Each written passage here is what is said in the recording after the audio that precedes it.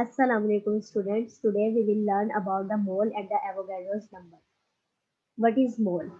The mole is a unit of measurement for amount of substance in the international system of unit. Mole जो है वो हमारे पास amount of substance को measure करने का unit होता है during chemical reaction. A mole of a substance or a mole of a particle is defined as containing exactly 6.02 exponent 23 particles which may be atoms, molecule, ion or electron. मोल जो है वो substance में particles की तादाद को कहते हैं जो कि नंबर ऑफ एटम की भी हो सकती है, नंबर ऑफ मॉलिक्यूल, आयन और इलेक्ट्रॉन किसी को भी रिप्रेजेंट कर सकती है इन अ गिवन सब्सटेंस और वो किसके इक्वल होती है 6.02 exponent 23 which we call the Avogadro number. The mole was previously defined as the number of atoms determined experimentally to be found in 12 gram of carbon. अब इसमें मोल का जो आपके पास ओल्ड डेफिनेशन है वो ये थी कि एक्सपेरिमेंटली डिटरमाइन की गई जो 12 ग्राम ऑफ कार्बन है वो इक्वल टू मोल होता है. The concept of the mole helped to put the quantitative information about what happened in a chemical equation. Chemical equation में quantitative information जो है वो भी हम मोल की हेल्प से कैलकुलेट करते हैं. फॉर एग्जांपल हमारे पास केमिकल रिएक्शन है 2 मोल ऑफ वाटर जो है जब वो डिकम्पोज होता है तो आपको 1 mole of oxygen and 2 mole of hydrogen gas देता है. और अब उसके बाद आपके पास आता है कि मोल जो है उसकी हेल्प से हम सिंपलेस्ट फार्मूला भी कंपाउंड का कैलकुलेट कर सकते हैं और क्वांटिटीज जो भी केमिकल रिएक्शन में इन्वॉल्व होती है जो सब्सटेंस और जितनी अमाउंट में वो प्रेजेंट होते हैं उन सबको भी हम मोल में ही कैलकुलेट करते हैं. उसके बाद आपके पास एग्जांपल नंबर 1 है calculate the number of mole calcium carbon and oxygen atom and its mass in 200 gram of calcium carbon. अब आपके पास जो है आपने number of mole find out करने हैं और number of mole find out करने का फार्मूला होता है given mass divided by molecular mass. तो सबसे पहले फिर आप मॉलिक्यूलर मास निकालेंगे जो आपके पास गिवन कंपाउंड है और वो आपके पास क्या है कैल्शियम कार्बोनेट. अब कैल्शियम के एटॉमिक वेट जो है वो इक्वल होता है 40 के और कार्बन का होता है 12 के इक्वल और ऑक्सीजन 16 एटॉमिक वेट जो है वो पोजेस करती है. अब इसमें 3 टाइम्स ऑक्सीजन प्रेजेंट है तो आप 16 को 3 से मल्टीप्लाई करेंगे तो इक्वल आ जाएगा ओवरऑल मॉलिक्यूलर मास आपके पास 100. उसके बाद आपने नंबर ऑफ मोल कैलकुलेट करने हैं तो उसके लिए given mass divided by molecular mass करना पड़ता है. तो गिवन स्टेटमेंट में आपके पास जो मास है वो गिवन मास कहलाएगा और वो 200 है. उसे आप डिवाइड कर देंगे मॉलिक्यूलर मास से और वो कितना है 100. जब दोनों को आप डिवाइड करेंगे तो आपके पास नंबर ऑफ मोल आ जाएंगे कैल्शियम कार्बोनेट के इक्वल टू 2. अब आपने क्या करना है इंडिविजुअली कैल्शियम कार्बन और ऑक्सीजन के नंबर ऑफ मोल जो है वो फाइंड आउट करने हैं इन द गिवन कंपाउंड. अब आप देख सकते हैं कि गिवन कंपाउंड में कैल्शियम जो है 1 टाइम प्रेजेंट है तो जो आपके पास ओवरऑल कंपाउंड का मोल आएगा उसी को आपने मल्टीप्लाई करना है जितने नंबर ऑफ मॉलिक्यूल एटम या फिर आयन या इलेक्ट्रॉन प्रेजेंट है. तो आपके पास कैल्शियम के कितना एटम प्रेजेंट है 1 एटम प्रेजेंट है तो आप नंबर ऑफ मोल को 1 से मल्टीप्लाई करेंगे. 2 मल्टीप्लाई बाय 1 जब होगा वो इक्वल टू 2 आ जाएगा तो number of mole of calcium भी आपके पास 2 होंगे. इसी तरह से आप देख सकते हैं कार्बन जो है 1 टाइम प्रेजेंट है तो कार्बन का एटम जो है वो एक है इसके अंदर कंपाउंड में तो हम 1 से ही मल्टीप्लाई करेंगे ओवरऑल नंबर ऑफ मोल को जो कि आपके पास 2 थे तो फिर इसका आंसर 2 आ जाएगा. उसके बाद आपने ऑक्सीजन को कैलकुलेट करने तो ऑक्सीजन के नंबर ऑफ एटम 3 है कैल्शियम कार्बोनेट में तो आप ओवरऑल नंबर ऑफ मोल से जब इसे मल्टीप्लाई करेंगे 3 मल्टीप्लाई बाय 2 इक्वल टू 6 आ जाएगा. तो इस तरह से number of mole of carbon भी 2 हो गया कैल्शियम भी 2 हो गया और ऑक्सीजन के नंबर 6 आएंगे.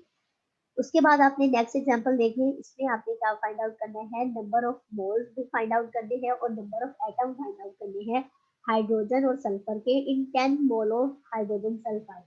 तो 10 मोल ऑफ हाइड्रोजन सल्फाइड में आप किस तरह से नंबर फाइंड आउट करेंगे पहले आप 1 मोल के फाइंड आउट कर लिए जब आपको समझ लेंगे तो फिर आपको 10 मोल के काउंट करना इजी हो जाएगा. तो 1 मोल ऑफ हाइड्रोजन सल्फाइड में हम देख रहे हैं कि हाइड्रोजन 2 टाइम प्रेजेंट है तो इसलिए जब आप 2 को मल्टीप्लाई करेंगे 1 से तो आपके पास वैल्यू 2 आएगी यानी कि हाइड्रोजन की आपके पास 2 मोल्स हैं और सल्फर इसमें 1 टाइम प्रेजेंट है तो आप 1 को 1 से मल्टीप्लाई करेंगे तो आप कह सकते हैं कि सल्फर के 1 मोल है. अब यही लॉजिक आप 10 मोल्स पर अप्लाई करें जब आपके पास हाइड्रोजन सल्फाइड के 10 मोल्स प्रेजेंट हैं तो उसमें हाइड्रोजन के आपके पास कितनी हो जाएंगे 20 हो जाएंगे. क्यों? क्योंकि हाइड्रोजन इसमें 2 टाइम्स प्रेजेंट है तो आप इस 10 को जब 2 से मल्टीप्लाई करेंगे तो आप कह सकते हैं कि हाइड्रोजन के 20 मोल्स प्रेजेंट हैं इन 10 मोल ऑफ हाइड्रोजन सल्फाइड. अब आपने एक्चुअली नंबर ऑफ मोल भी कैलकुलेट करने थे और एटम नंबर ऑफ मोल आप कैलकुलेट कर चुके हैं अब हम नंबर ऑफ एटम कैलकुलेट करेंगे, और नंबर ऑफ एटम कैलकुलेट करने के लिए ये रूल होता है कि जो आपके पास मोल की वैल्यू आ जाए आप उसे एवोगैड्रो से मल्टीप्लाई कर दें, तो वो आपके पास नंबर ऑफ एटम आ जाएंगे। क्योंकि एक मोल के अंदर आपके पास 6.02 एक्सपोनेंट 23 एटम्स प्रेजेंट होते हैं, दैट्स व्हाई हम इसे एवोगैड्रो नंबर से मल्टीप्लाई करेंगे। तो अब आपके पास वैल्यू आई थी 20 मोल, इसे आपने एवोगैड्रो पार्टिकल से जब मल्टीप्लाई किया नंबर से, तो आपके पास वैल्यू आ गई 12.044 एक्सपोनेंट 24 हाइड्रोजन के लिए। इसी तरह से आप देखें कि सल्फर जो है वो हाइड्रोजन सल्फाइड में 1 टाइम प्रेजेंट है, इसका एक एटम है, तो आप 10 को जब 1 से मल्टीप्लाई करेंगे तो सल्फर के 10 मोल्स आ जाएंगे।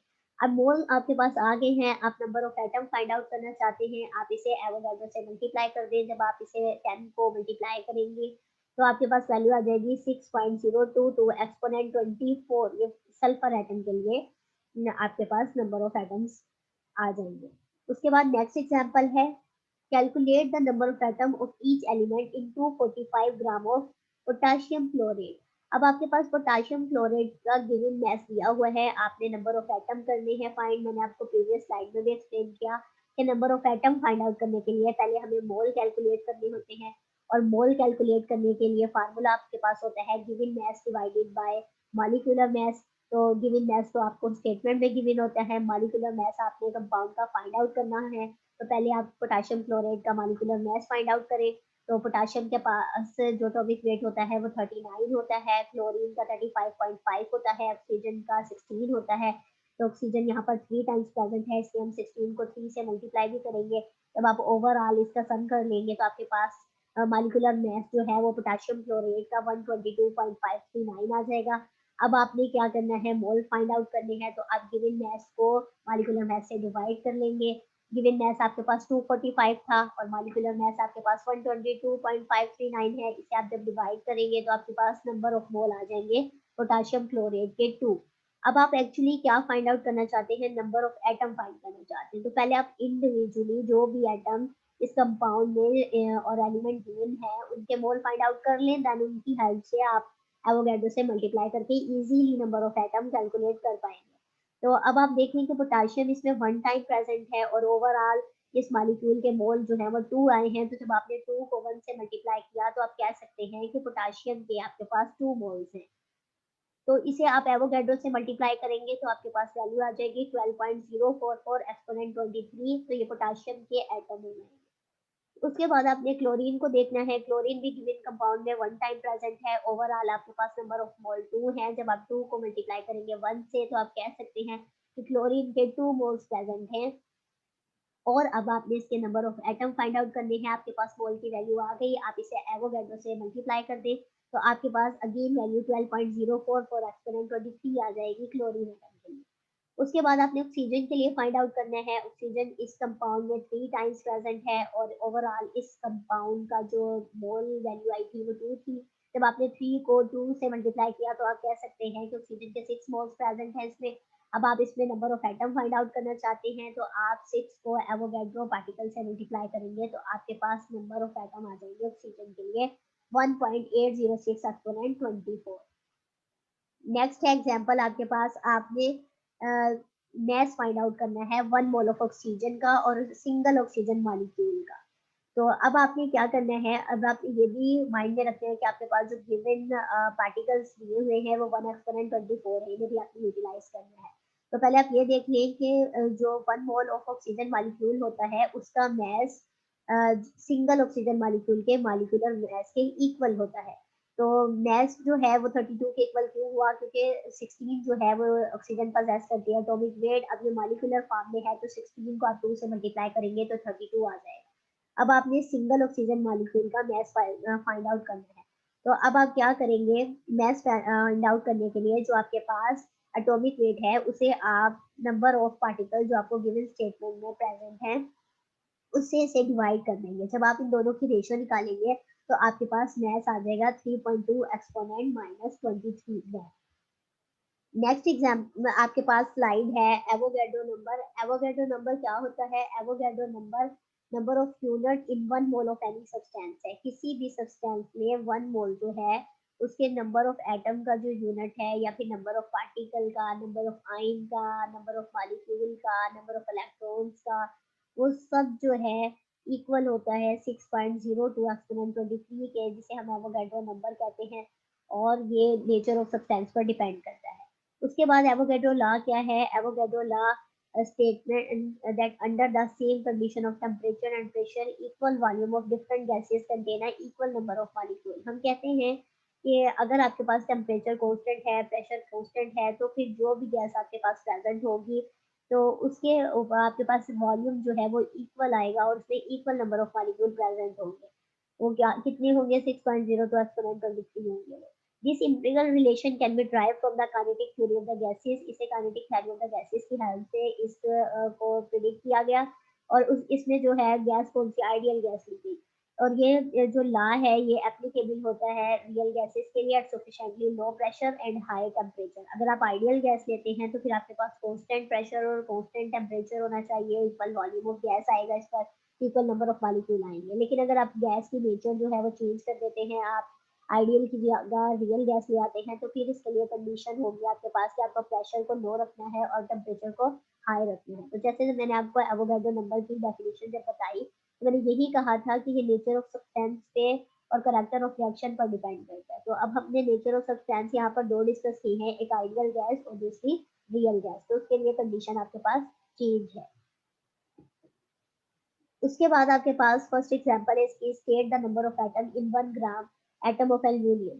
एल्यूमिनियम में से आपने जो है इसके number of atom find out करने हैं, तो आप कैसे करेंगे? 1 ग्राम जो है वो एटम का इक्वल होता है एटॉमिक वेट के। तो आप देख लें कि number of atom find out करने के लिए अब आपने क्या करना है। अब इसका वेट वेट यहाँ पर जो मेंशन किया है 1 ग्राम दिया है, तो आपने 1 को मल्टीप्लाई कर देना है एवोगैड्रो से, क्योंकि आप जानते हैं कि एवोगैड्रो जो है वो किसी भी पार्टिकल में नंबर ऑफ एटम को कहते हैं, नंबर ऑफ मॉलिक्यूल को कहते हैं, नंबर ऑफ इलेक्ट्रॉन्स को कहते हैं, एक्सेट्रा। तो अब आप number of atom find out करना चाहते हैं, तो आप जो भी गिवन वैल्यू आपको दी हुई है, तो आप उसे मल्टीप्लाई कर देंगे एवोगैड्रो से, तो आपके पास नंबर ऑफ एटम आ जाएंगे। तो यहाँ गिवन वैल्यू ही 1 थी, इसलिए आपके पास आंसर 6.02 एक्सपोनेंट 23 आ जाएगा। उसके बाद आपके पास नेक्स्ट है example, calculate how many methane molecule and how many carbon and hydrogen atom are there in 25 gram of methane. आप जो है मीथेन मॉलिक्यूल में कार्बन और हाइड्रोजन के नंबर ऑफ एटम कैलकुलेट करना चाहते हैं। तो ये भी बिल्कुल वैसे ही है कि नंबर ऑफ एटम कैलकुलेट करने के लिए पहले आपको मोल फाइंड आउट करना पड़ेगा, और मोल फाइंड आउट करने के लिए आपको जो है वो मोलर मास भी निकालना पड़ेगा, क्योंकि मोल का हमारे पास फार्मूला होता है given mass divided by molecular mass. तो गिवन मास यहाँ पर 25 है, और मॉलिक्यूलर मास जो है वो आप फाइंड आउट कर लेंगे मीथेन का। मीथेन का फार्मूला CH4 होता है, तो इसमें कार्बन आपके पास 12 है, हाइड्रोजन जो है वो आपके पास 4 है, तो जब आप इसे सम कर लेंगे इक्वल टू 16 आ जाएगा। फिर आपने 25 को 16 से डिवाइड कर लेना है। तो जब आप 25 को 16 से डिवाइड कर लेंगे, जो वैल्यू आपके पास नंबर ऑफ मोल की आएगी, उसे आपने एवोगैड्रो पार्टिकल से मल्टीप्लाई करना है। तो आपके पास नंबर ऑफ मीथेन मॉलिक्यूल में एटम्स आ जाएंगे, नंबर ऑफ एटम जो आपके पास इक्वल आएंगे 9.41 एक्सपोनेंट 23। अब आप इंडिविजुअली फाइंड करना चाहते हैं कार्बन के लिए नंबर ऑफ एटम और हाइड्रोजन के लिए, तो आप देखें कि मीथेन मॉलिक्यूल के लिए कार्बन 1 टाइम प्रेजेंट थी। तो आपने इसमें ये करना है कि नंबर ऑफ मोल भी जो है वो इसके 1 कंसीडर होंगे। तो आपके पास जो भी इसके 1 वैल्यू है और ओवरऑल नंबर ऑफ एटम आए हैं मीथेन मॉलिक्यूल से, आप उसे मल्टीप्लाई कर लेंगे। मल्टीप्लाई करने से आपके पास कार्बन के भी नंबर ऑफ एटम 9.411 एक्सपोनेंट 23 आ जाएंगे। उसके बाद आपने हाइड्रोजन के लिए फाइंड आउट करना है। आपको पता है हाइड्रोजन CH4 में 4 टाइम प्रेजेंट है, तो आप 4 को नंबर ऑफ एटम से मल्टीप्लाई करें, तो आपके पास वैल्यू 3.74 एक्सपोनेंट 24 आ जाएगी। एग्जाम्पल नंबर 3 है आपके पास, an atom of some element y weighs 6.644 exponent minus 23 gram. Calculate the number of gram atom in 40 kilogram of it. तो आपने ग्राम एटम फाइंड आउट करने हैं, इट मींस आपने मोल फाइंड आउट करना है। और अब आपके पास जो गिवन मास है वो 40 किलोग्राम है।